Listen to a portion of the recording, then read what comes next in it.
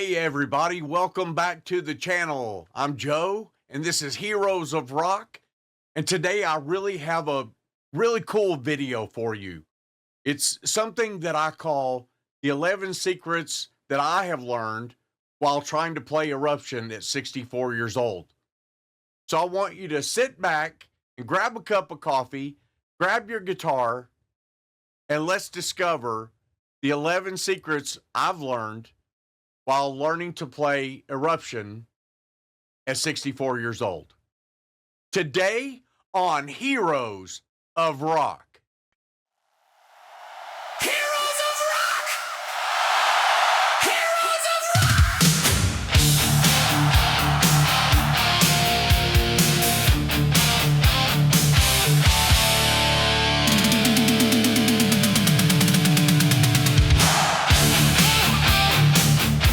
Heroes of Rock! Hero of Rock. You see, I first heard Eruption when I was 16 years old in the summer of 1978. And I remember the emotional thing that happened to me when I heard the needle drop. And I heard Alex Van Halen do that drum intro, and then that A chord, and then all of a sudden, Eddie just takes off and does something that I never thought was humanly possible. So, fast forward all these years later, I'm 64 years old, almost 50 years later, and I had the mindset up until now that I just could not play that solo. It was too hard. And it is hard. But when you break it down into phrases, when you study the way Eddie plays in live videos, the way he holds his pick, the way he palm mutes, when you discover those things, Eruption starts to become a little bit manageable. It doesn't mean I am trying to be Eddie Van Halen. It doesn't even mean that I have it up to full speed yet, but I do know the notes from beginning to end as I've broken it down into 4 different phrases. It's called chunking, and I broke each one of those phrases down into smaller snippets and learned just a little bit at a time and tried to get proficient at each one of those licks and then add them to the next lick and then add them to the next lick and so on. So I had this paradigm shift along the way. I told myself I was either too old or I wasn't good enough. That's just simply not true. And that goes for anything that you are trying to learn in life these days. If you're a boomer like me or a Gen Xer, then you know that we're getting on in years. Our bodies are probably slowing down a little bit. Maybe our memory isn't working as much as it used to, but I'm here to squash those things that hinder you from learning something that you think is too difficult, and I'm here to tell you it's not. Secret number 1, Eddie's pick grip. Now, if you've seen any video of Eddie's on YouTube or maybe been to a concert and were able to sit up close to the stage right in front of Eddie, you would notice that he holds the pick in an unconventional way. Traditional pick holding, you hold the pick with your first finger and your thumb like this. And sometimes you're going to fan your fingers out, and sometimes you'll bring them in. Just depends on your style. But Eddie was different. He held the pick with the middle finger and the thumb. And sometimes you'll notice he rests his first finger on the top of the pick. But when he does tremolo picking, his fingers are his hand is really relaxed. He's thinking more on the grip, and he turns like this. But very, very fast. And you have to do it very, very relaxed. So one day I was sitting on the couch on a Sunday afternoon watching TV, and I had my guitar in there and I was noodling and I had this thought, hey, why don't I try that? And I did. And at first it was very awkward and felt uncomfortable and unnatural. But as I started playing with it, it's literally all I do now when I hold the pick. Now, I have to tell you that Eddie doesn't always hold the pick with his middle finger and thumb. He'll sometimes switch to do tapping by holding the pick, like it was with his pinky and ring finger like this. Then usually sets his thumb on the top of the guitar and then does his tapping that way. And a lot of times too, he'll go and hold the pick with his first finger and thumb to do dive bombs, because it's very difficult to do a dive bomb with two fingers, your third finger and your pinky, your ring finger and your pinky. So I made the switch several weeks ago and I haven't regretted it at all, because here's what it did. It improved my pick attack. It improved my tremolo picking. If I'm trying to play the style of Eddie, it improved my palm muting. I call it a half palm mute, because the angle of your hand is almost sitting up like this, but maybe at a slight angle. And the butt of your hand is really kind of halfway sitting across the strings. It keeps the guitar quiet, and it also gives you that percussive pick attack that Eddie is so famous for. So the one thing I took away from this is that because it fixed so many issues that I had in my playing, sometimes we try to fix 5 things at once, where in reality, if we fix one thing, the root cause, it's kind of like this. If you take care of the root, then the branches will take care of themselves. And that's what happened with me. And that's my takeaway from it.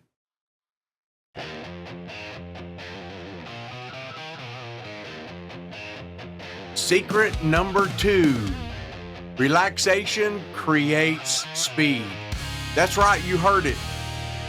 Speed does not come from trying harder. I found that out the hard way.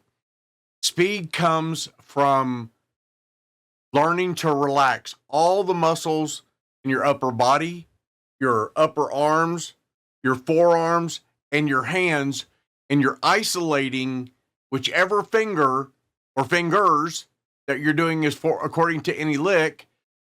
You're isolating that finger to where that finger is working independently. Now, what I mean by that was I have had a ton of trouble with doing what I call trills. Basically, it's this. I can do it all day long with my first finger and my middle finger.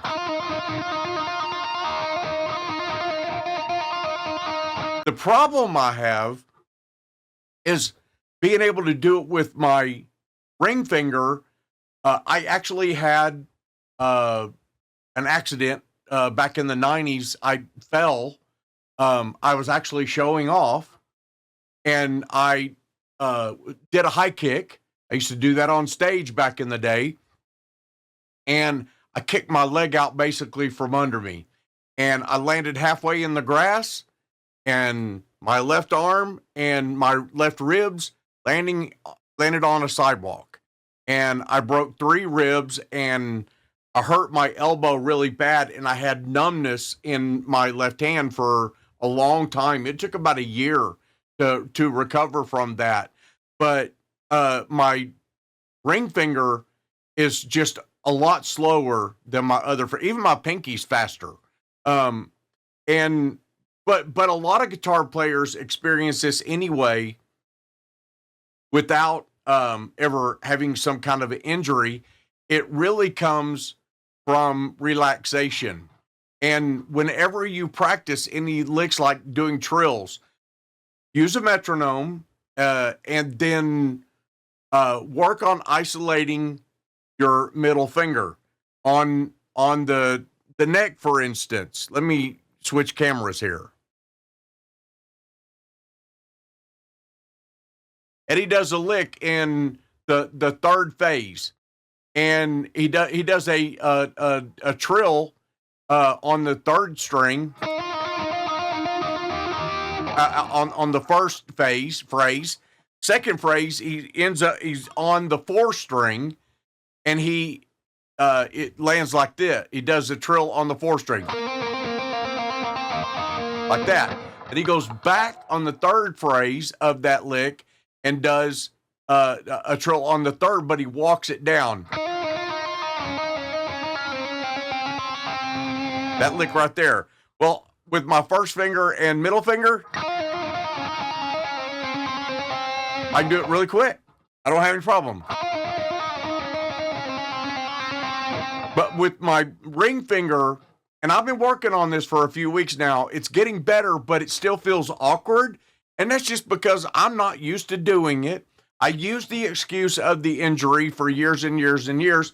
That's been over 30 years ago now. I don't have that excuse anymore, so I'm working hard on it. And that lick goes like this.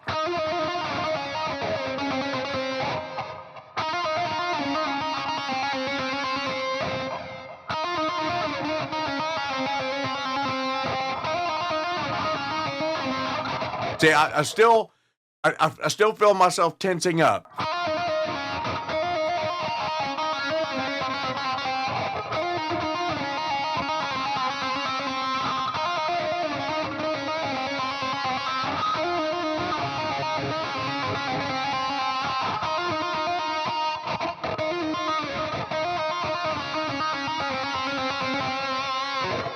Like I said, speed comes from relaxation. It doesn't come from trying harder. And once you get used to it, it just becomes natural. It's getting to that point for me. I still have a little bit of problems. But Eddie looked relaxed all the time. And if you notice in his videos, Eddie always has a big old shit-eating grin on his face. And it's because he was relaxed and having a great time. So remember, tension kills speed. And for me, the looser I become, the faster I become. And the lesson here is speed is the result of efficiency, not effort.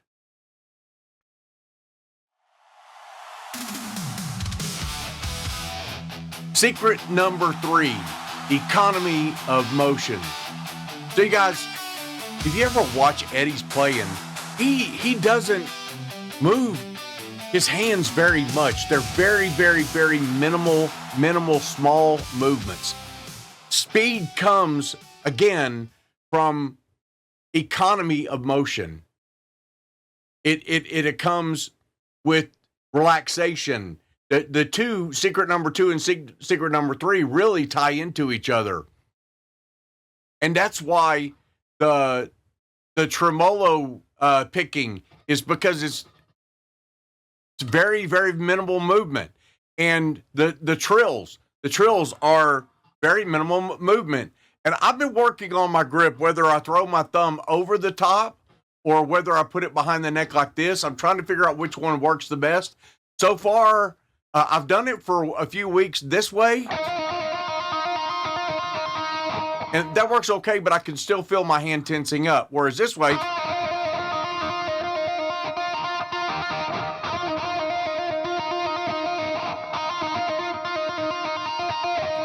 it gets a little bit faster that way.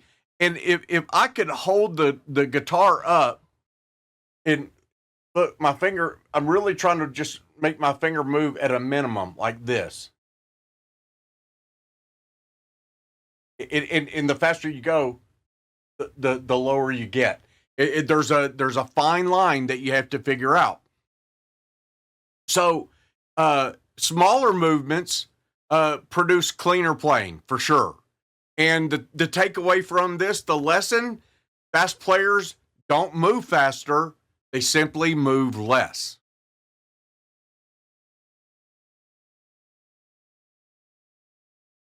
Secret number 4, chunking difficult passages. Well, what do I mean by that, chunking? Chunking basically is breaking something up into small sections and learning that small section, then go on to the next section the next small section, and then learn that. Then pair the first two that you've learned, then go on to the third and pair the three together, and so on.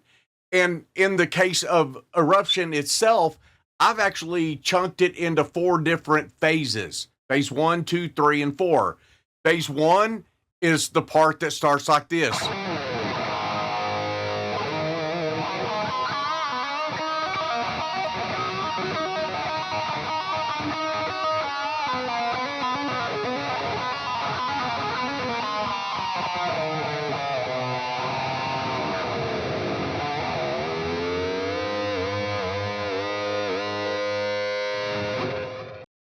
So as you can see, I'm still having a little bit of difficulty with phase 1.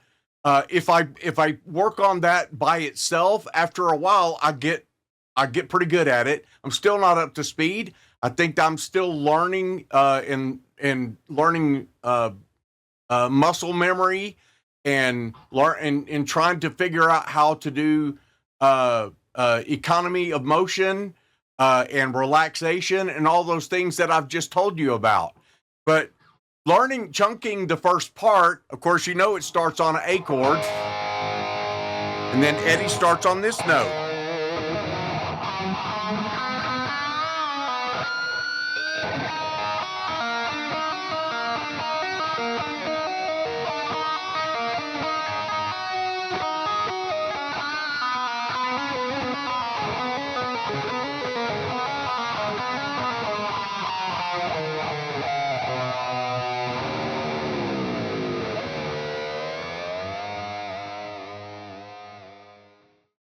So that's how you learn how to play Eruption. Eruption isn't basically one impossible solo.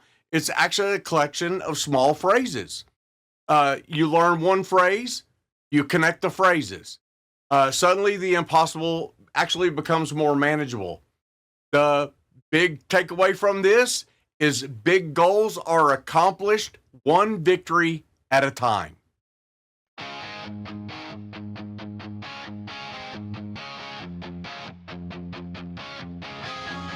Secret number 5.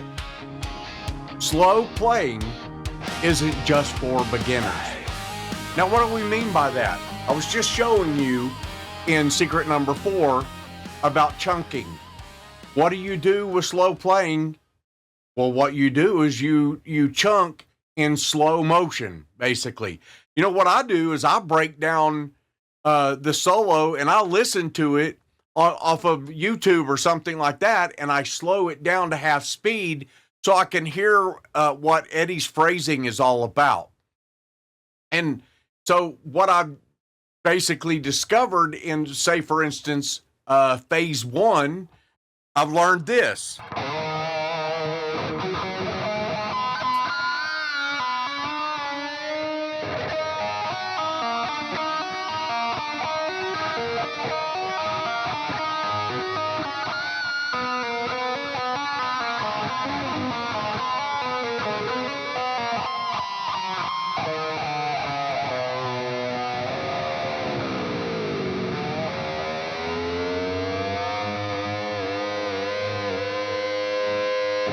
So when you slow things down, it helps your hands to build muscle memory.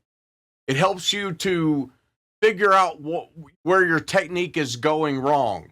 For me, there's a lot of up-picking in this, and I noticed that Eddie does that a lot, up-picking in his phrases.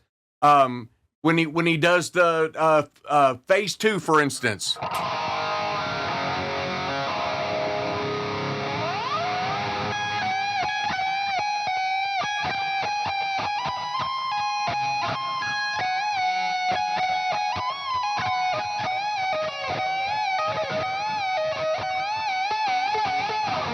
He swings that whole lick. He's not going. He's not playing evenly. He's swinging.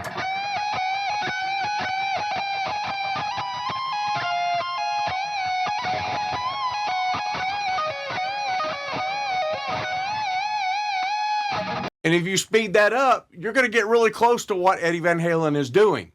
So that's why we need to practice slowly, make sure we're playing it correctly, work with the metronome when you can, and then gradually speed it up. Do bursts. Do small parts at a time like this.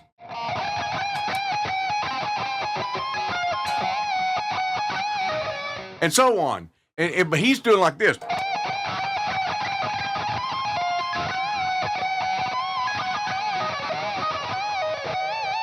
And he's doing a little bit faster than that. So I'm getting there. And that's what I'm saying. Slow it down, take your time, learn it over time, and eventually, whether it takes weeks or months or even a year, it doesn't matter. The outcome is eventually you'll be able to play it up to speed just like Eddie does. Doesn't mean that you're going to be playing it just like Eddie does, but you're going to be playing the gist of the solo, and that's the fun of it.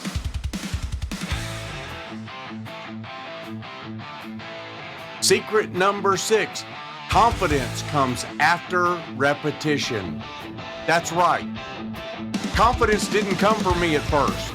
I'm gaining confidence. Confidence comes from repetition. Repetition basically creates consistency. Consistency creates confidence. So the lesson here is confidence is earned and not granted.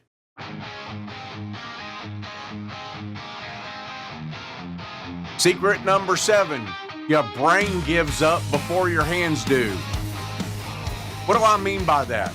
Well, in what I call phase 3 of Eruption, Eddie starts off with the soloing with something like this.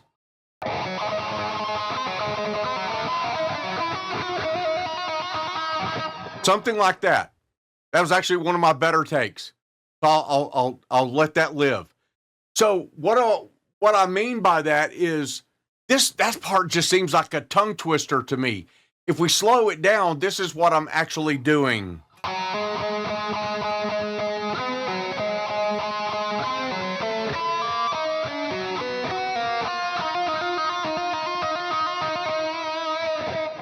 That's the first phrase in phase 3. The second phrase of phase 3 is this.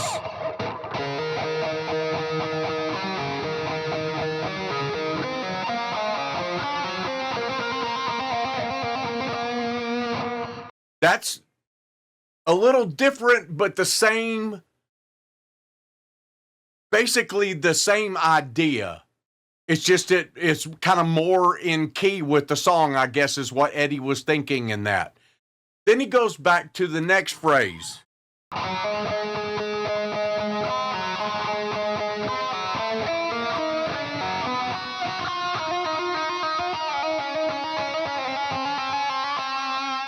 And of course, that goes into phase 4, which is the tapping. Well, that whole section right there has been a nemesis for me for weeks now. It's the one that I probably not worked the most at because I'm kind of getting to that stage of the song. I literally went through and I learned basically all of the phases at a slow speed, and then I'm working on one phase at a time, chunking. Then working on the second phase, chunking again, and then working on the third phase, and then the tapping phase, solo, which is phase 4, and so on.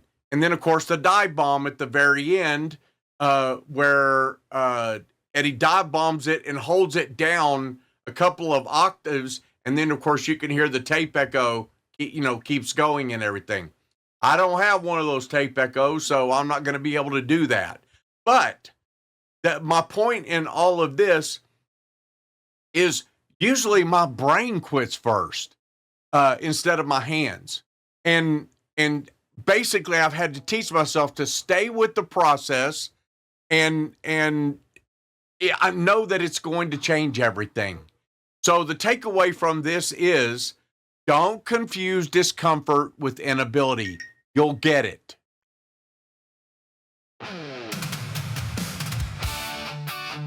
Secret number 8, tone begins in your hand. we all know we've all chased gear throughout our guitar career. We've all tried different amps, different speakers, different FX pedals, different strings, picks, well, you name it, we've tried it. I know I have. I always settled on Marshall amps. I've had several amps through the years, but I always loved a good old Marshall amplifier. And now that I'm playing the Line 6 Helix, I can use any amp I want to that's within the Line 6 Helix. And right now with Eddie's Tone, I'm using basically, I've created two separate presets on the Helix. One for Eddie's early sound and one for his more modern sound using his own amps, the 5150s. And right now I'm using the Plexi is what you're hearing in this video. And I've got basically, different effects before the amp and different effects after the amp. And I'm actually using an IR by York that I bought recently, and I love the sound of it. And I basically put the kind of swooshing type effects like the Script 90, which is the Phase 90 Script phaser, and the MXR flanger before the amplifier and also before any gain staging. Now, here's the thing. Eddie didn't use a distortion pedal.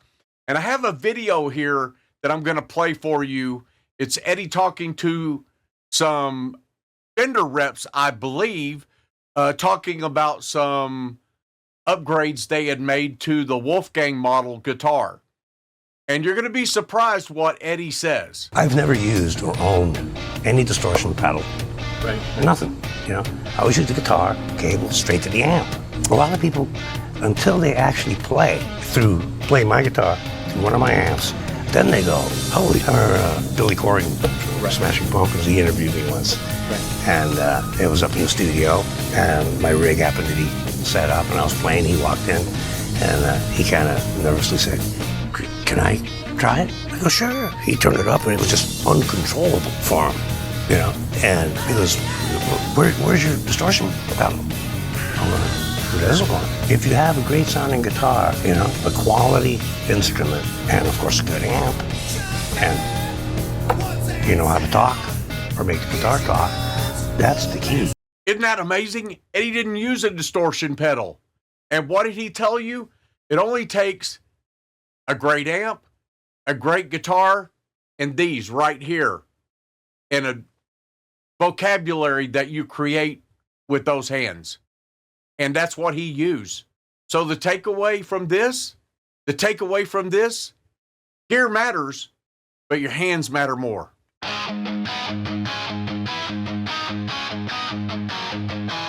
Secret number 9, there are no shortcuts. Mastery is built one way and one way only. Repetition, frustration, repetition again and again and again. The takeaway from this is mastery is built by repetition. The takeaway from this, mastery is built one repetition at a time.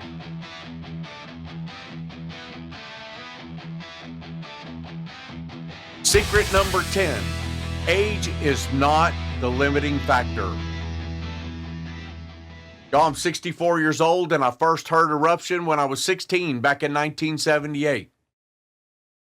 But since then, I've gone to school, I've played in many bands, I've played in churches, I've played in cover bands, played in bars, clubs, and even played Rocklahoma back in 2015. So those factors back then, I probably had put on myself that I wasn't good enough, but I proved myself wrong. But now I'm 64 and I'm thinking, am I too old to learn how to play Eruption? Well, the answer is hell no. I'm learning to play it right now, and I'm incorporating all those disciplines I just told you. Eddie's grip, I'm incorporating that. Using economic motion, relaxation techniques, and so many other things. Not chasing gear, but knowing that the tone really comes from my hands. If I pick up an amplifier, it doesn't matter what brand it is, I still sound like me.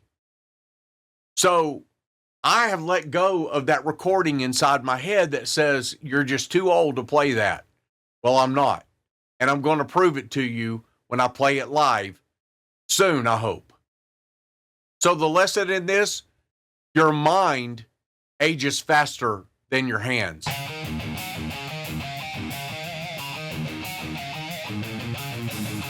Secret number 11.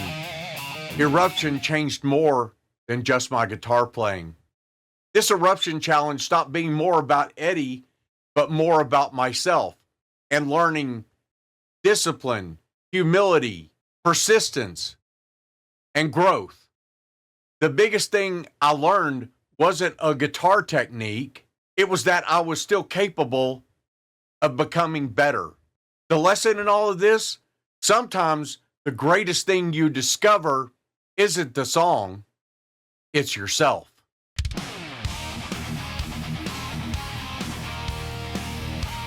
Y'all, I want to thank you for coming on this journey. I know I still haven't mastered Eruption yet, but the thing that I've discovered along the way is I have learned to practice better, the way I approach difficult things. And if you're thinking about putting something off because of your age, maybe it's time to change that belief. I hope this has been encouraging for you. It sure has encouraged me. I want to thank you again for stopping by the channel. Please like this, subscribe to it, and hit the notification bell to be looking out for future videos. This is Joe, the digital outlaw of rock and roll. And thank you for joining me today on Heroes of Rock.